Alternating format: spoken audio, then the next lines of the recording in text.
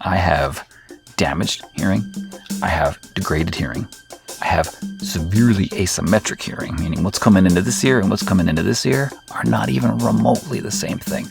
I want to talk to you about what that's like, how it impacts my productions, and ways that I work around it, both in terms of my mindset, but also techniques and technology, which you may or may not be using already, but to use them for this purpose might be of interest to you.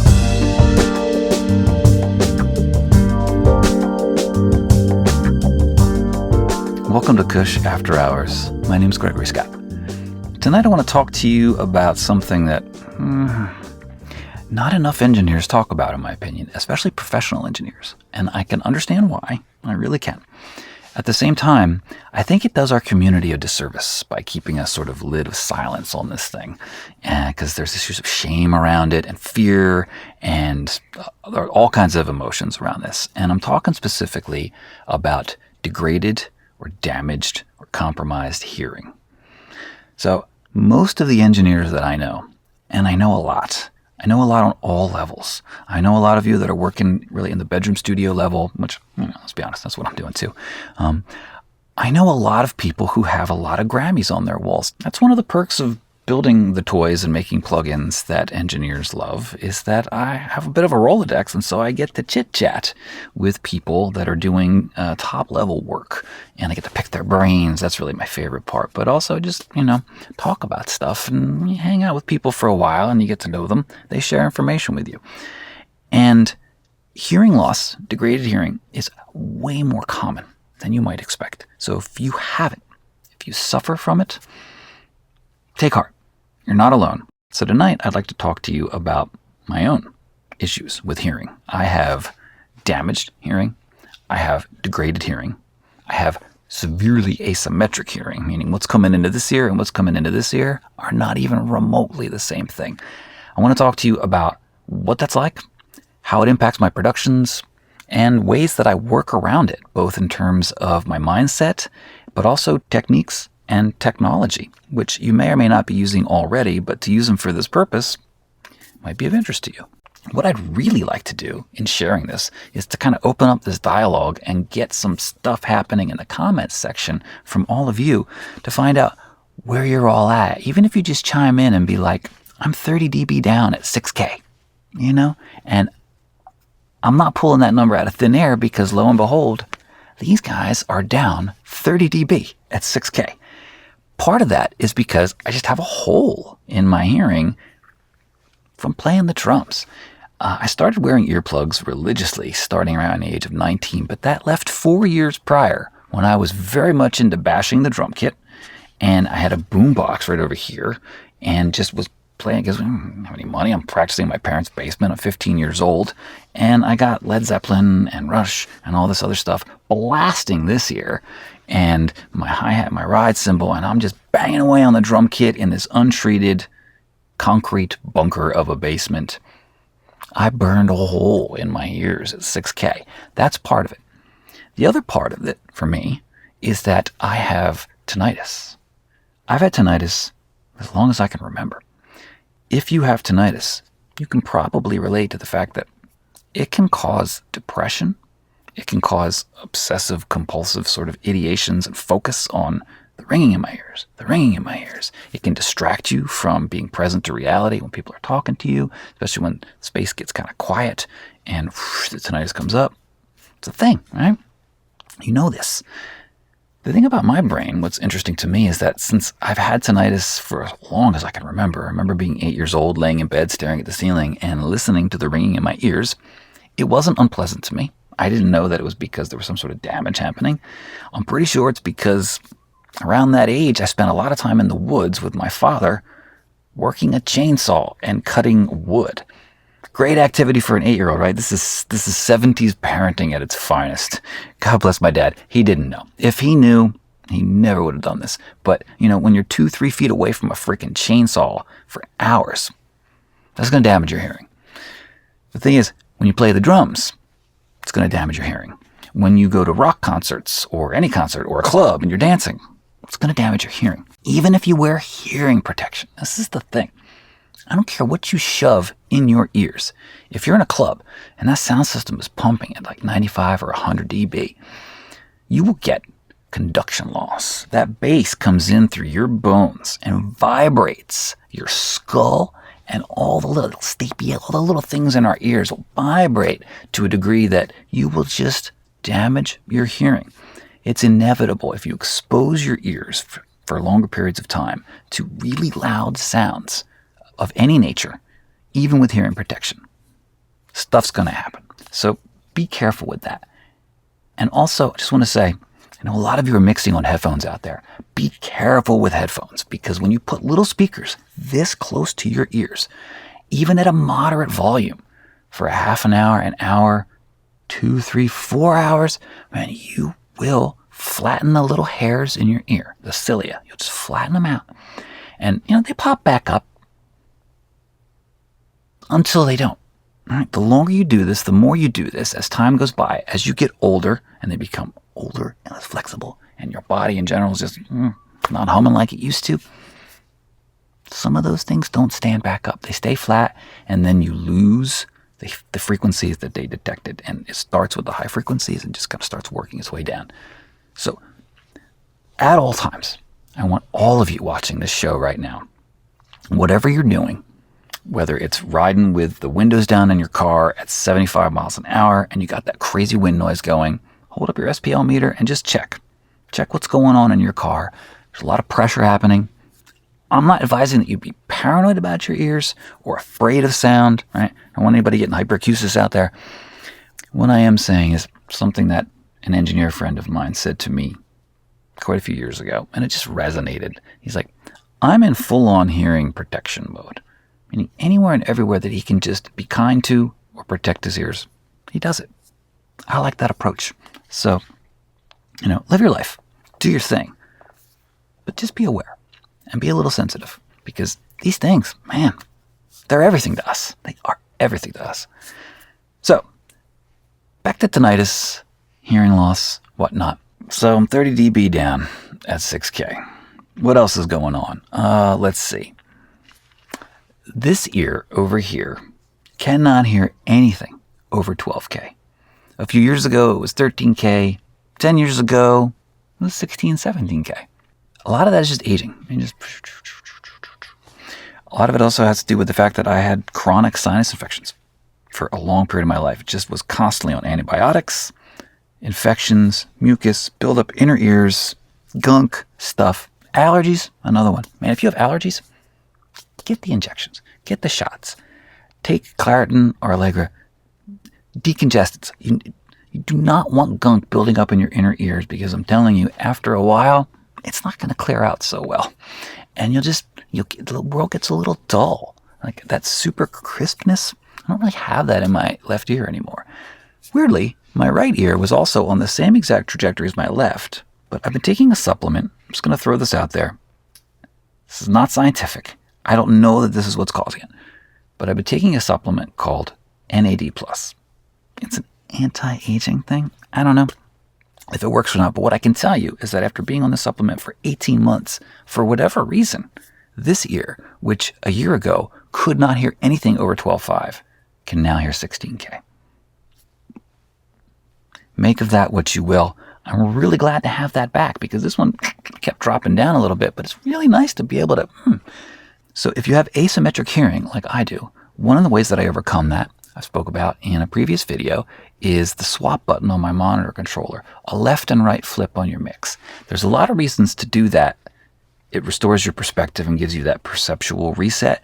But also, if you have asymmetric hearing, you can hear, oh, Jesus, it's actually, those hi-hats are way too crisp, but you didn't notice because the hi-hats are panned a little off to one side, and that ear's not really hearing the crispness so crispy.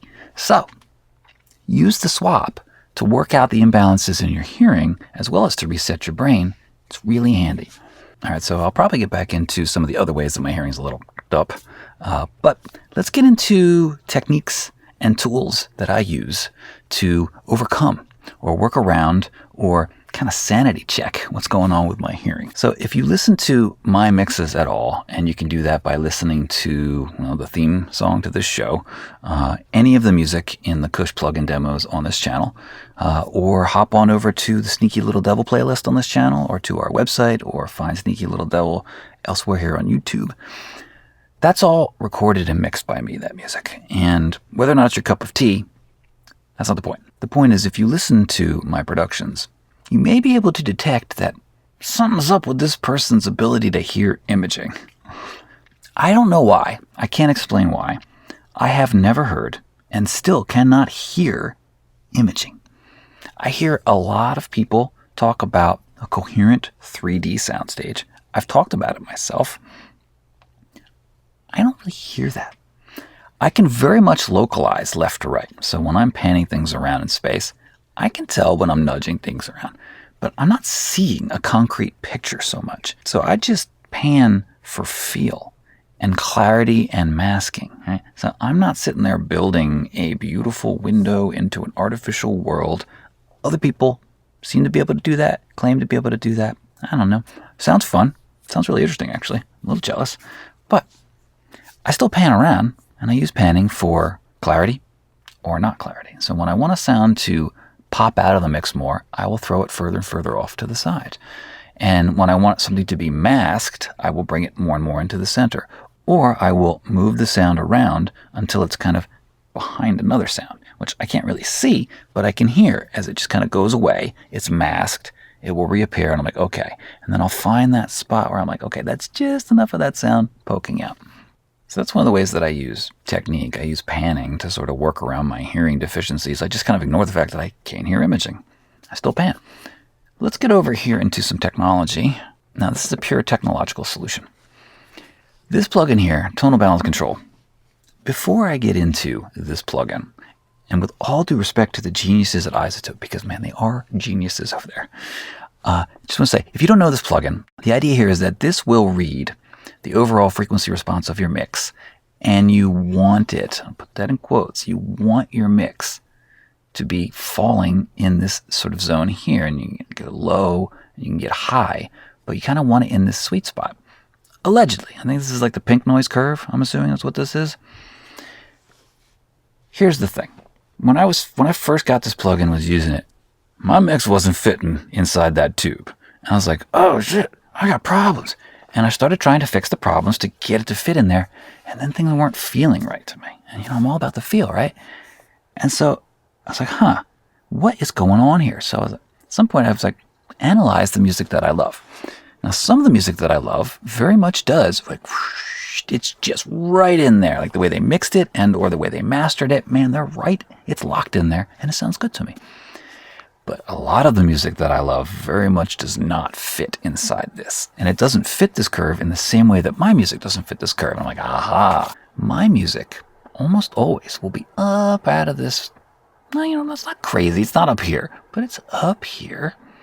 And then it comes down, and it's riding in here. Somewhere in the low mids, it comes back down in. It's going nice and steady. And then just somewhere around here, it'll just... My mixes always have this dip at 2K. It's just the way I hear. And you can put the 2K back in with a mix bus EQ, or I can find elements where they want more of that.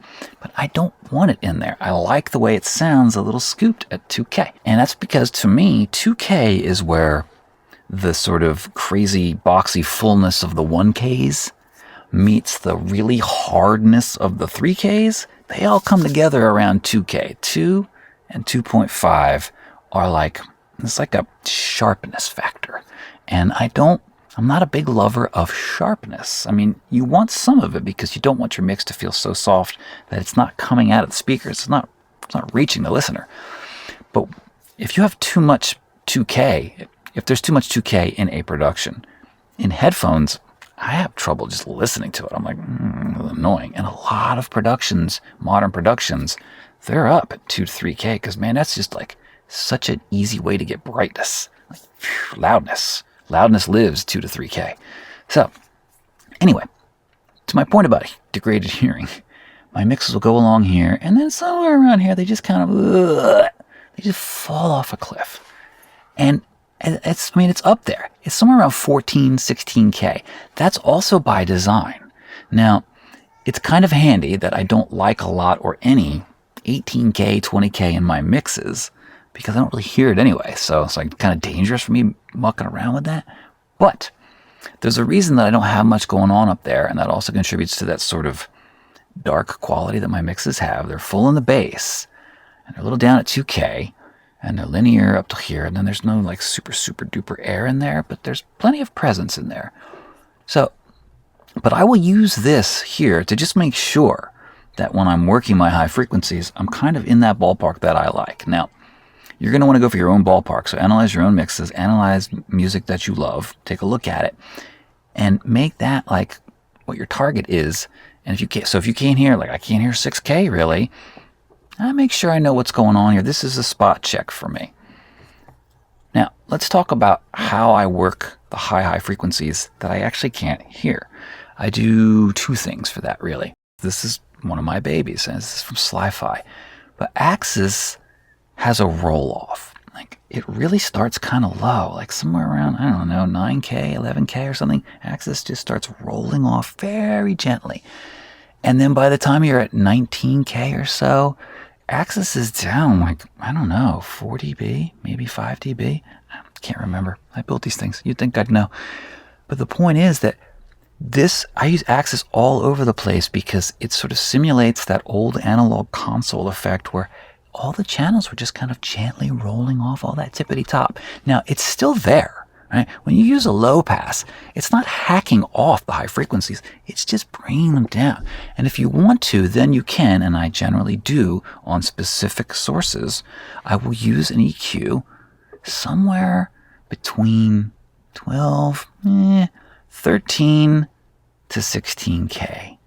And I'll bring it back up on an EQ like this because Axis is neither wide nor narrow. Axis is kind of in that nice tone shaping sweet spot. It's not surgical and it's not muscular. It just really helps you to shape sounds. And so I will use an EQ like this to just nudge back a little bit of the high frequencies that I've lost from all that low passing. But the fact that I've low passed most things in my mix and then only on like the overheads and only on the lead vocal, I will bring some of those frequencies back. The rest of the mix has got that like soft, darker quality, and then I have a few much brighter, more airy elements. It really helps them to stand out and give it a nice kind of, I don't know, a soft clarity to it. I just kind of get rid of a lot of the frequencies that I can't hear. I'm pretty sure I would do that even if I could hear them. In fact, I know I would because I don't want to hear them. I don't really like the sound of 18K, or I never did when I could hear it. I still don't want to hear it. The cool thing about EQs is that even when you're boosting, say, 15K, which is a weird frequency to boost, but sometimes you do it. If you can't hear 15K, that doesn't matter because even this EQ here, which is not too narrow, it's still, that bell is rolling down. 15K on this EQ, I think the Q on this is 1.5. It's still going to be grabbing like 8K. I mean, almost all of us can hear 8K. I hope we can. So you can tell what's going on at 15K with your EQ. If you know your Q, you know how wide this thing is. You know what's going on. It's generally safe. And then you use your metering. I use tonal balance control. I use a spectrum analyzer to just kind of make sure I'm not doing anything too crazy. And really, if I can hear a lot of 16K, if I can hear it, I know that's too much. I want it to just be kind of there. Another high frequency shaping technique that I will use, I love the hammer for this. Hammer is on either this thing or these days hardware or both. Hammer is just so broad. Like I would have never thought, Dave Hill's genius at work here, I never would have thought to make an EQ this broad. The Q on this thing is like 0.35 and it's a proportional Q, so it's really wide at low boosts. And I will put this on the mix bus and then I will do the high. Pretty sure Dave designed it to be done this way. I'll put the high cut in, which is like, this is a really low pass filter. It's like somewhere down around 8K this thing is. So when you hit the high cut filter on your mix, on the hammer, you will immediately be like, whoa, where'd my treble go?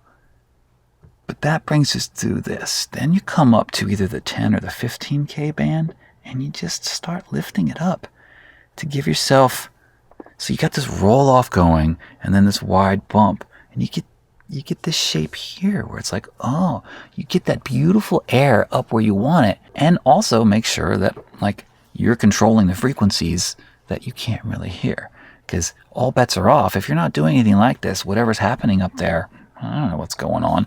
So I like to impose a lot of low pass filtering on my mixes and then selectively bump things back up with the high filters, check with my meters, and then send it off to a mastering guy who's one last safety check in there.